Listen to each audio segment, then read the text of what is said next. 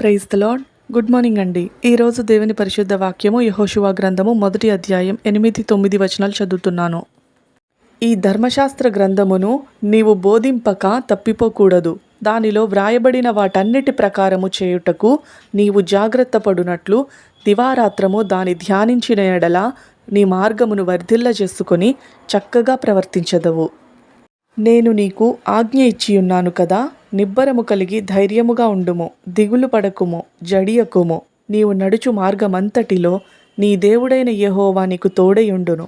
Amen. ధర్మశాస్త్ర గ్రంథము Bible. ఈ బైబిల్లో ఉన్న ధర్మాన్ని మనం దివారాత్రులు ధ్యానించి దాన్ని మన బ్రతుకులో పాటించినప్పుడు దాని నుండి తప్పిపోకుండా మనం నడవాల్సిన త్రోవని మనకి నేర్పిస్తుంది. వాక్యమనే వెలుగు ద్వారా దేవుడు మన జీవితాల్లోకి వచ్చినప్పుడు నీతి నిజాయితీతో ఉండడం నేర్చుకుంటాం. ఆయనే మన జీవితంలో ఉన్నప్పుడు భయం ఎందుకు, దిగులెందుకు?